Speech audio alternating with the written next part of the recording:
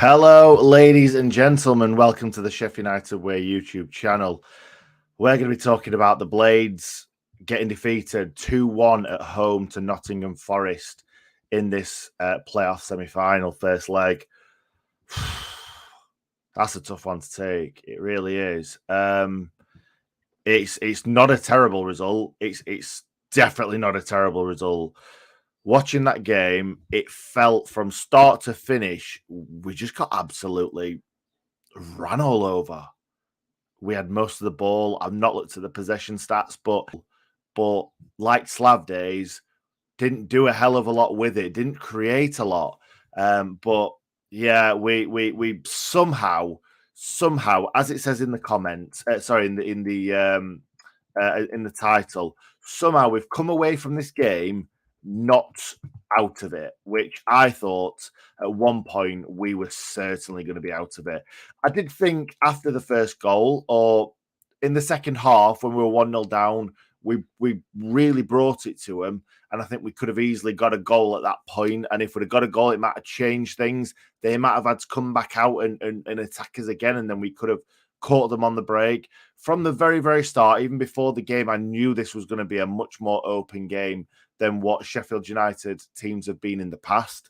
In the past, we've had really strong characters that you expect if we score a goal, we'll hold on to a win.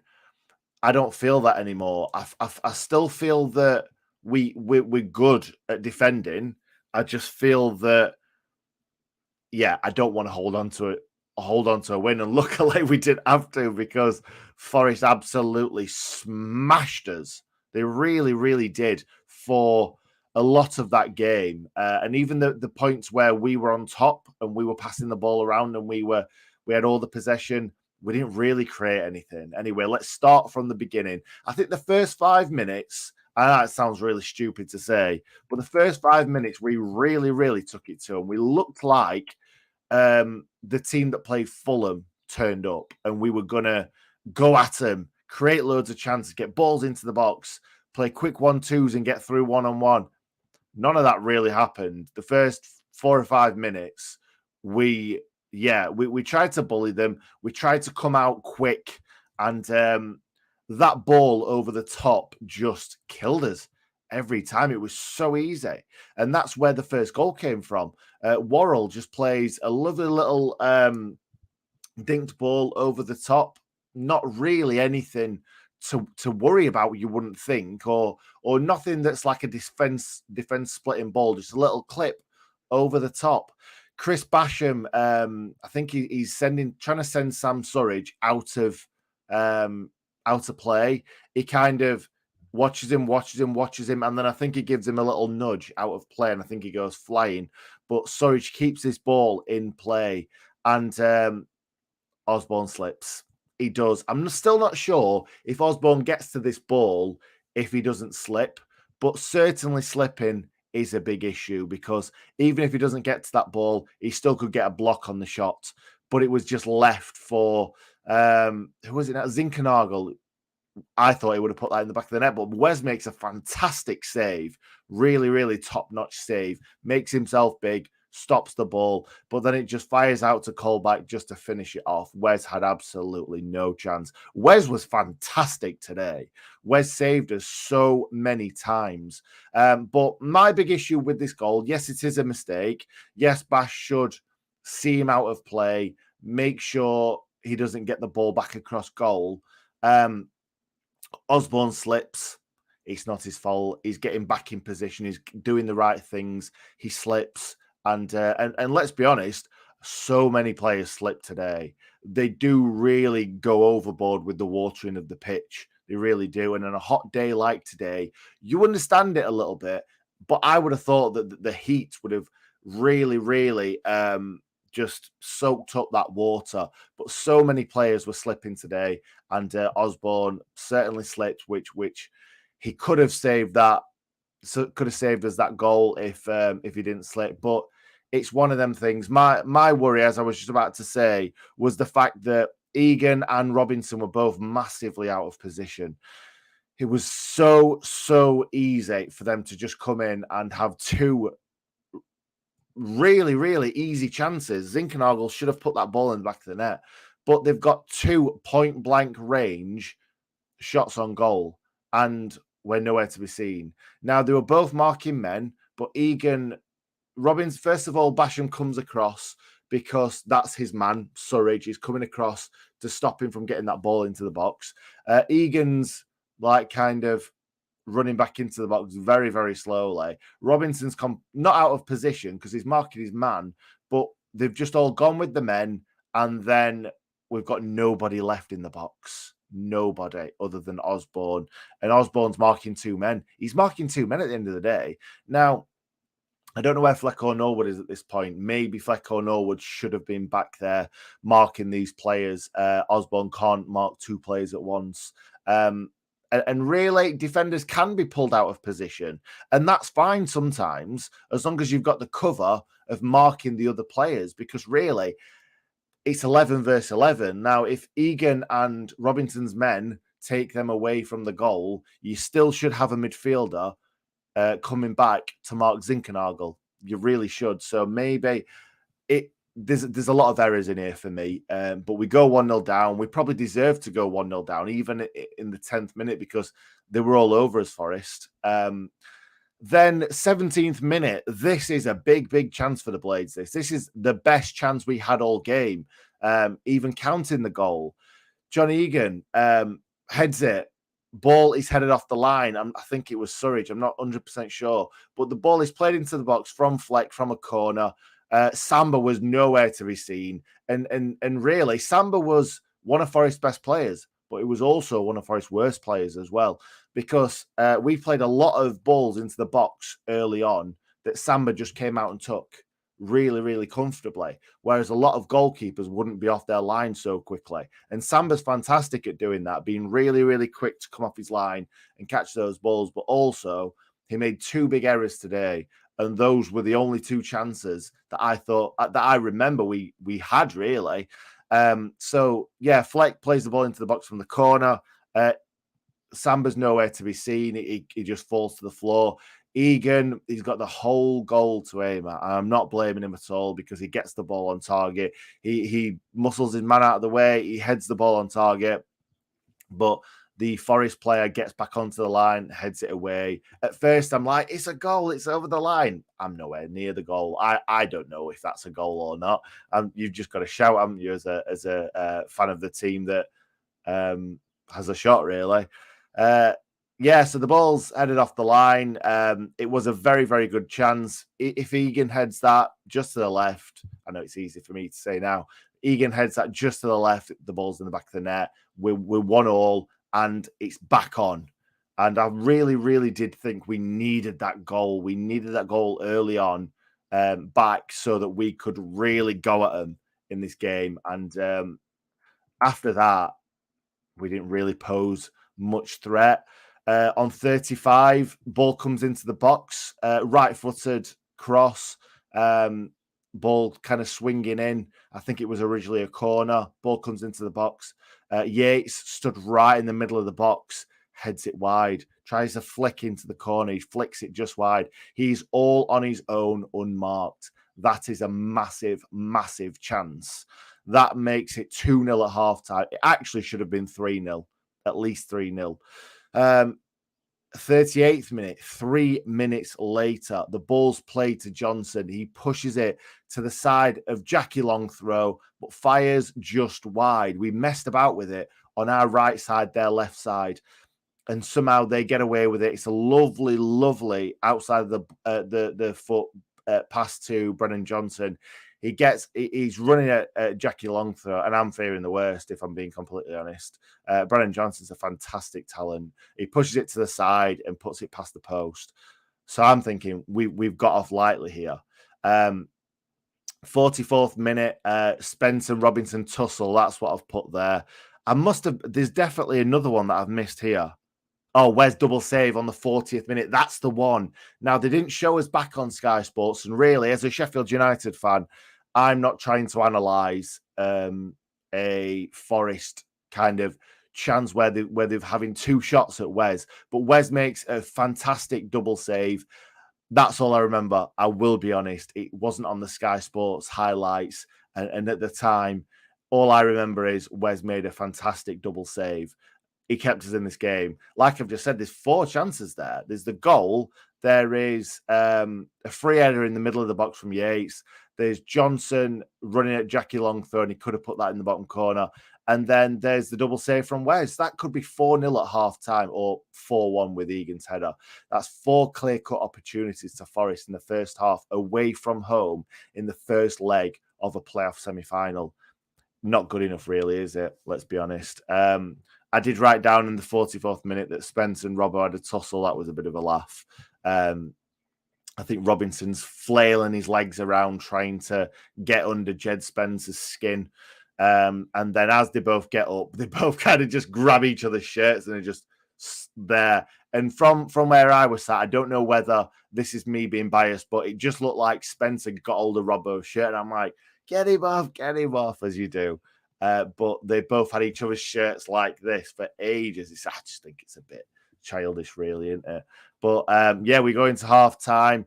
I actually expected a few boos, to be honest, because we were really that bad going forward. We created nothing, and they caught us a fair few times. You know what? Even before their goal, they got down the right hand side, cross into the box, just not good enough, and Bash cuts it out too.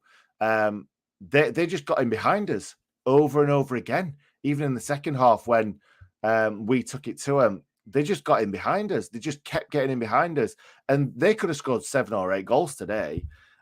One of my best mates is a Forest fan, and I texted him afterwards, and I honestly said, "This is probably the best Forest team I've ever seen." Now, that's come to Bramall Lane anyway, shall we say, in the Championship. I thought the 2003 team that we beat were very good, and maybe Sheffield United were just better back then, because obviously we beat Forest 4-3 in that second leg. But I just really enjoyed watching Forest today, and that's bad to say as a Sheffield United fan, but I just thought they were very, very exciting to watch. And if there's any Forest fans out there watching this video, there's probably not. I just want to say, fair play.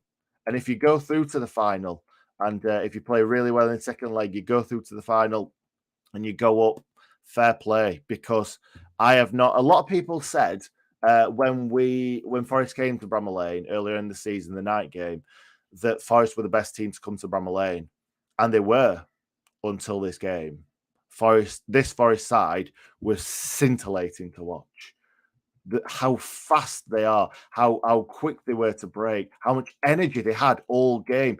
It's bloody 27 degrees or whatever it is outside, and they are just all over the place. Sam, sorry, jeez, man, I never realized how good he was. I really didn't. I'd seen him score a few goals, and I thought he was just a bit of a McBurney, really.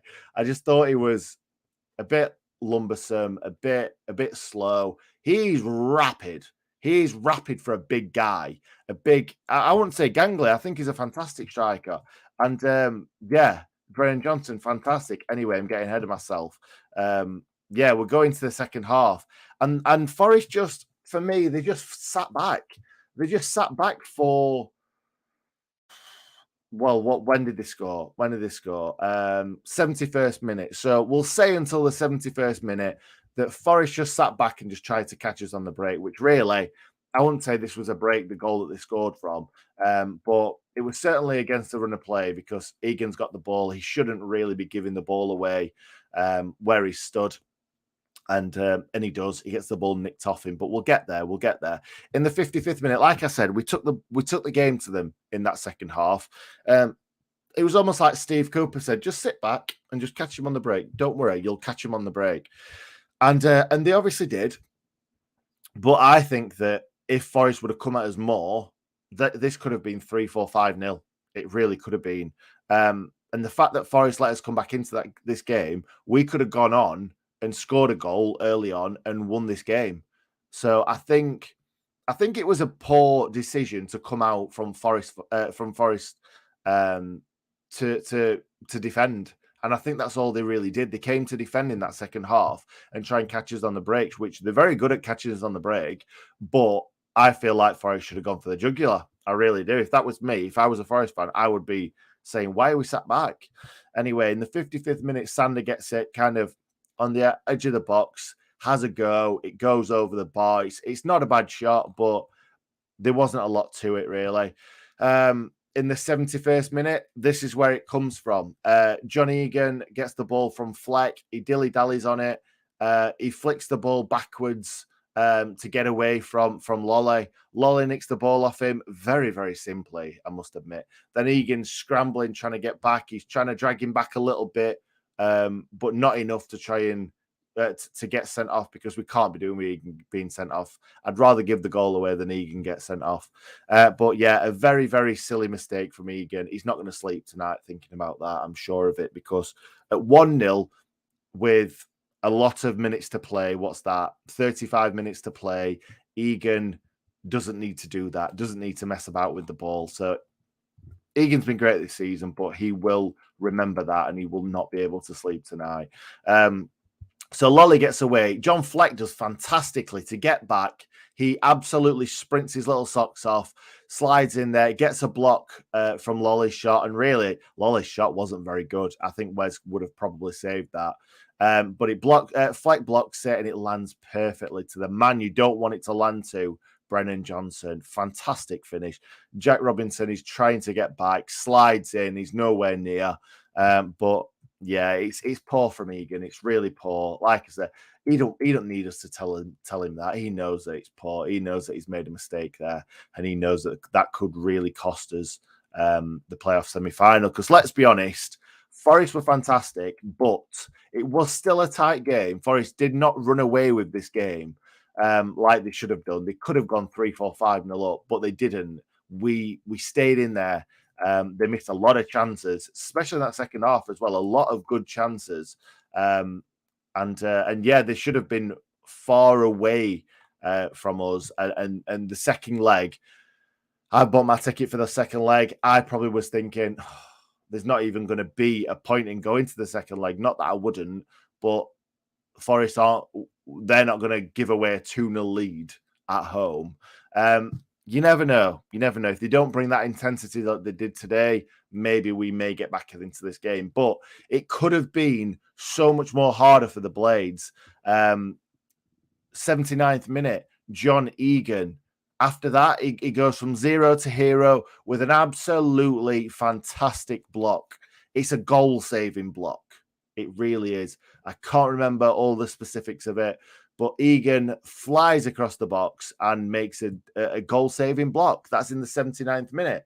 And then only, 12 minutes later, Sander Berge scores in the 91st minute with a header. So what happens is Morgan Gibbs-White, I said to my missus at the time when Gibbs-White went over to take it, I've never seen Gibbs-White take a corner, ever.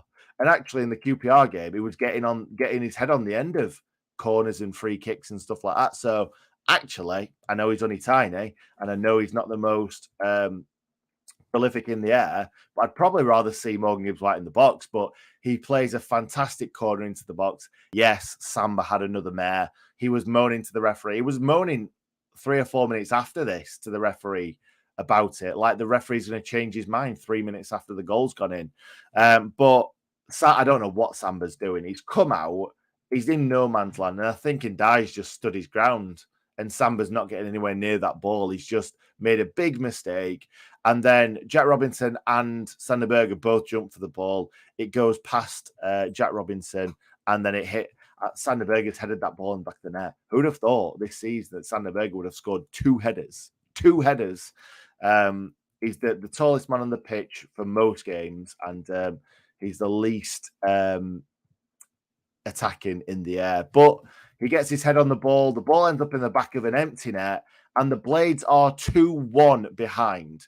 Like, that sounds terrible. If you'd have asked me before the start of this game, what would be the worst thing in the world to go to Forest, and I'd be like, a defeat or a draw. That's how confident we were after that Fulham game. Now, Fulham weren't bad. Fulham weren't on the beach for 25 minutes that game, but we blew them away in that game. I was expecting us to turn up like we did in that game and not blow Forest away, because I know Forest were going to pose more of a threat than Fulham, especially after that 25 minutes against Fulham. But the Blades did not bring it today. The Blades were poor. Really, we didn't create anything. We made two silly mistakes at the back. But like I said, they just played through us. The balls over the top were brilliant for them to just get a ball into the box and have a shot. They just caught us cold every single time. Our defense was just not quick enough to deal with the runners over the top. And we got done. We got done twice. And really, again, I've said this multiple times, we should have got done over and over again. But the Blades are still in it. It's 2-1. It's not 3-1, 4-1, 5-1, or even 3-0, 4-0, 5-0. We're still in it. We are. And as Portland Oregon Blade says, bring on Tuesday, because we are still in this. Hecky said after the game that the players weren't buzzing. Don't get me wrong, we've lost the game, but the players have got a slightly different outlook on Tuesday night's game after that goal that Sander put in the back of the net, because it could have been 3-0, but instead it's 2-1. And the Blades go into this a little bit more optimistic than we would have been if that would have happened. They would have gone and won the game by 2 or 3 goals. So, yeah, we're still in it. We're still in it. But like I said in the title, I'm not sure how. We got away with that. We go again. Forest, easily the best side we've played. There you go. Andy Darling, you absolute darling. You hit the nail on the head. You really did. And I think if any Sheffield United fan says that Forest weren't the better team in this game, they are delusional. They really are, because, the Blades were not the best. We were really poor in this game going forward, but they were fantastic going forward. So, yeah, put them two together, and a 2-1 defeat is not actually too bad. We didn't play well today, did we? I'm hoping we do something Tuesday. Yeah, like I said, we're still in this game. And imagine Morgan Gibbs-White flies forward, puts the ball in the back of the net, 2-2 on the night. It's all to play for. That puts Forest on the back foot. We're on the front foot. We can win games away from home. We beat QPR. We came from behind to smash QPR. And we need something like that in this second leg. Forest absolutely battered us. You're not wrong, Carl. I hope Sharp's back for Tuesday. I think, Sonny, I hope you're right. I was hoping to see Sharp on the bench today, to be perfectly honest. But hopefully he'll be at least on the bench this time Tuesday.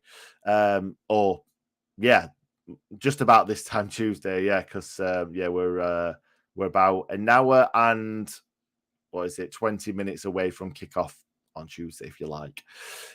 Should have been 15. You're not wrong, Scott. You're not wrong. I'm hoping we do something like we did against Fulham, but us and the playoffs doesn't bode well. You're not wrong, Dale. You're not wrong. But Forest and the playoffs doesn't bode well either. So there's a lot of pressure on Forest too. The Forest fans were discussing for chucking a flare at our fans. I didn't see that, actually. I didn't know that they'd thrown the flare at the fans. I know it was on the pitch after the second goal, but I didn't realise that.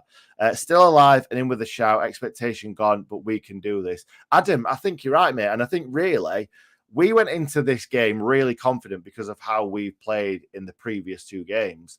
But now we've got nothing to lose. So we go for it. We go for the jugular. We've got absolutely nothing to lose.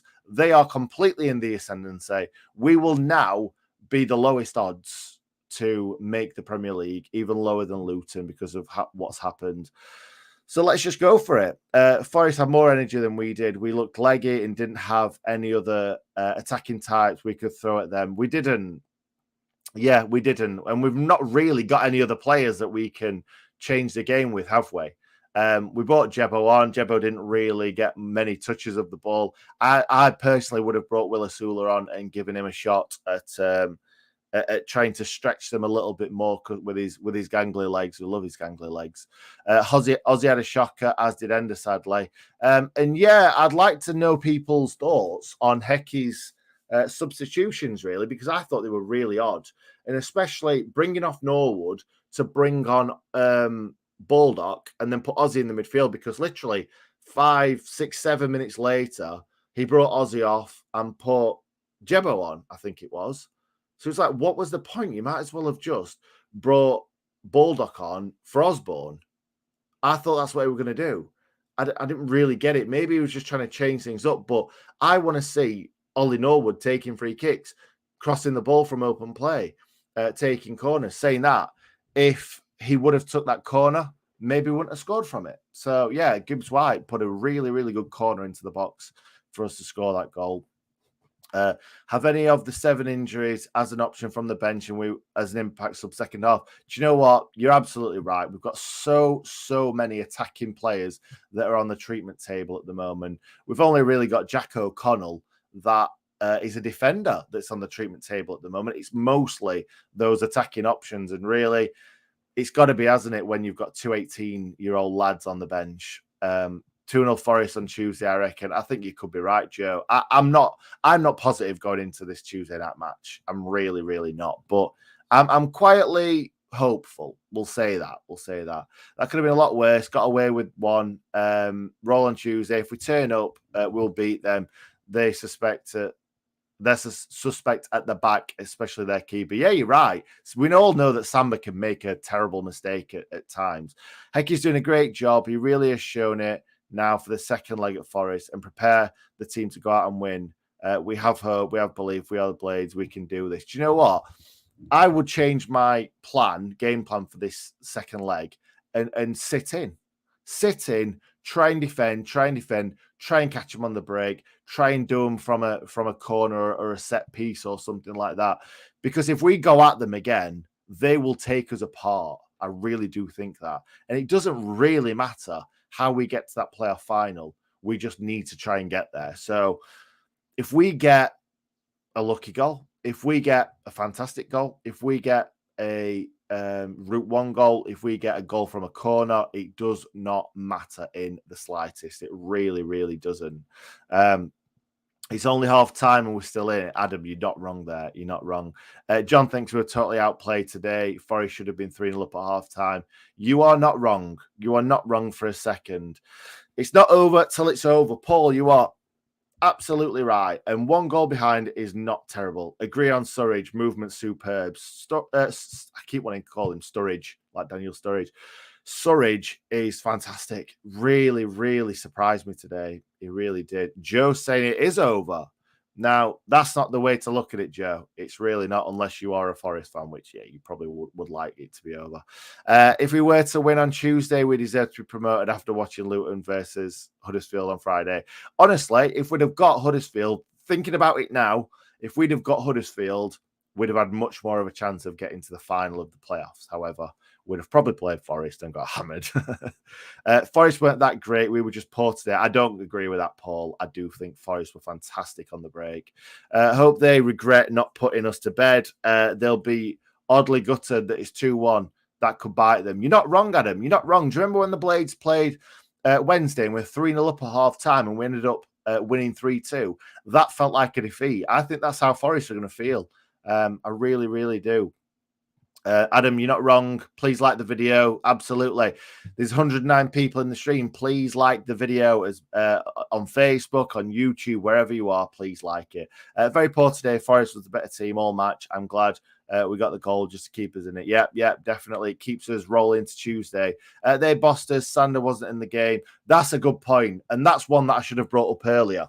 Talking about some of the players, Sander Berger was a bypasser. He was bypassed today. He really was. He got bullied. They bullied us for most of the game. They bullied us, but also threw themselves on the floor all the time. They will fit in the Premier League perfectly if they get promoted. Yeah, I think Forest did us in more than just football. They did us. They out everything us.